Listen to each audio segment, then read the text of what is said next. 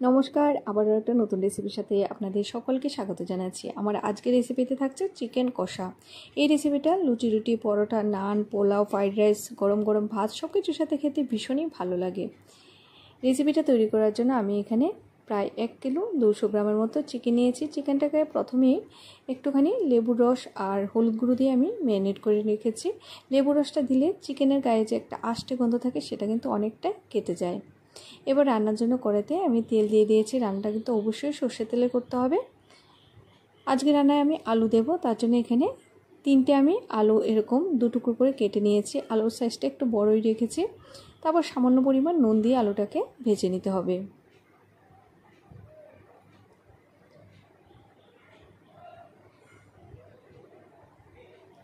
এই যে দেখুন, আলুগুলো আমার ভাজা করা হয়ে গেছে। এবার নামিয়ে নিচ্ছি। আলুটা নামিয়ে ওই কড়াইতে আমি আরেকটুখানি তেল দিয়ে দিয়েছি। এবার ফোড়নের জন্য গোটা গরম মশলা দিয়েছি। গরম মশলার মধ্যে এলাচ, দারচিনি, লং, 2টো তেজপাতা, 2টো শুকনো লঙ্কা দিতে হবে। তার সাথে সামান্য পরিমাণ গোটা জিরে দিয়ে দিয়েছি। জিরেটা দেওয়ার পর কিছুক্ষণ একটু ভেজে নিতে হবে। জিরেটাকে কিছুক্ষণ ভেজে নেওয়ার পর এখানে আমি প্রায় 6-7টা পেঁয়াজ নিয়েছি। পেঁয়াজটা কিন্তু খুব ভালো করে কুচি করে নিতে হবে। পেঁয়াজটা দেওয়ার পর বেশ কিছুক্ষণ ভালো করে পেঁয়াজটাকে ভেজে নিতে হবে। মোটামুটি ব্রাউন কালার হওয়া পর্যন্ত আমি পেঁয়াজটা ভেজে নিয়েছি। তারপর এখানে আদা আর রসুন বাটা দিয়ে দিয়েছি। এখানে আমি 2টো রসুন নিয়েছি, তার সাথে আদা মিলিয়ে পেস্ট একটা তৈরি করে নিয়েছি, সেটা দিয়ে দিতে হবে। আদা রসুনের কাঁচা গন্ধটা চলে যাওয়া পর্যন্ত বেশ কিছুক্ষণ কিন্তু ভালো করে মশলাটা কষাতে হবে। তারপর এখানে আমি কাঁচা লঙ্কা বাটা দিয়েছি, তার সাথে পরিমাণ মতো হলুদ গুঁড়ো, 1 চা চামচ জিরের গুঁড়ো, 1 চা চামচ ধনের গুঁড়ো আর 1 চা চামচ লঙ্কা গুঁড়ো দিয়ে দিতে হবে। এগুলো দিয়ে আবারও বেশ কিছুক্ষণ ভালো করে মশলাটাকে কষাতে হবে।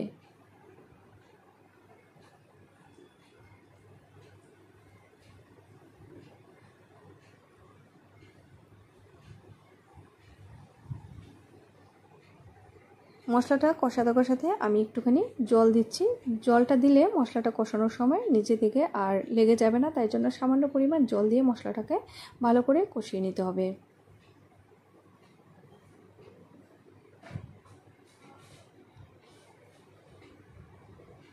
এই যে দেখুন, মশলাটা থেকে কিন্তু তেল ছাড়া শুরু করে দিয়েছে, তার মানে মশলাটা খুব ভালো করে কষানো হয়ে গেছে।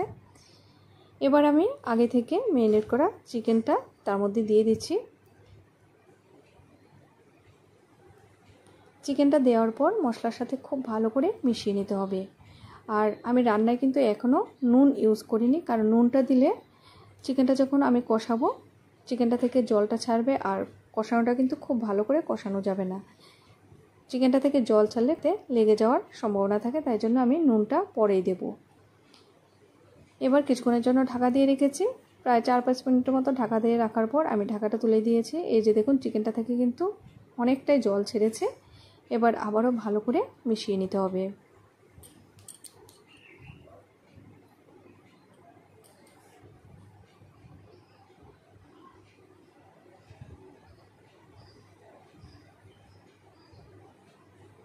বেশ কিছুক্ষণ ভালো করে মিশিয়ে নিয়ে আমি কিন্তু আবারও এটা ঢাকা দিয়ে দিয়েছি। এখনও কিন্তু আমি চিকেনে নুন দিইনি, কারণ চিকেনের যে জলটা আছে এটা সম্পূর্ণভাবে ছেড়ে দিয়ে যখন মোটামুটি কষানো হয়ে যাবে তখন কিন্তু আমি নুনটা তার মধ্যে দেব। এই যে দেখুন, চিকেনটা থেকে কিন্তু এখনও জল ছাড়ছে। এভাবে জলটা বেশ কিছুক্ষণ ভালোভাবে কিন্তু হাই ফ্লেমে দিয়ে জলটাকে টানিয়ে নিতে হবে। আর এভাবে ঢাকা দিয়ে দিয়ে কিছুক্ষণ রান্নাটা করতে হবে, তাহলে প্রায় 70%-এর মতো চিকেনটা কিন্তু কষাতে কষাতেই সিদ্ধ হয়ে যাবে।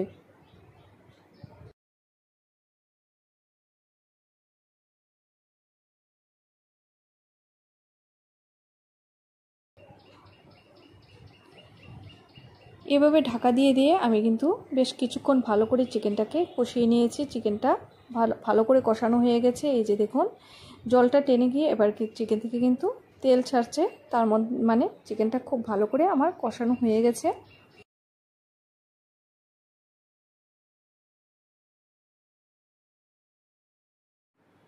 অনেক সময় আমরা যখন চিকেন রান্না করি দেখি যে চিকেনগুলো ভেঙে যায় বা গুঁড়ো গুঁড়ো হয়ে যায়।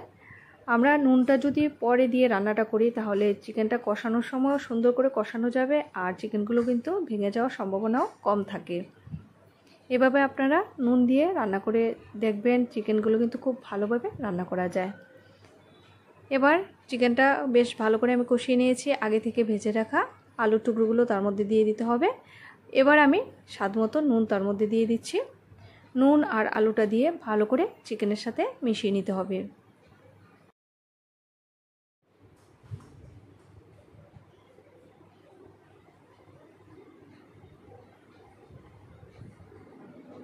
এখানে আমি 2 চা চামচ টক দই নিয়েছি। টক দইটাকে ভালো করে ফেটিয়ে নিয়ে চিকেনের সাথে মিশিয়ে দিতে হবে।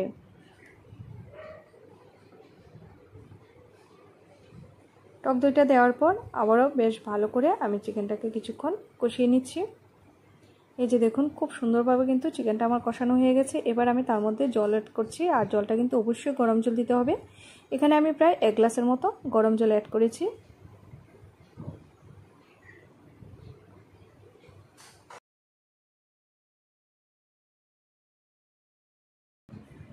আমি আবারও এটা ঢাকা দিয়ে দিচ্ছি। এভাবে ঢাকা দিয়ে আরও 10 মিনিট আমি রান্নাটা করব, তাহলে চিকেন আর আলু সব কিছু খুব ভালোভাবে সিদ্ধ হয়ে যাবে।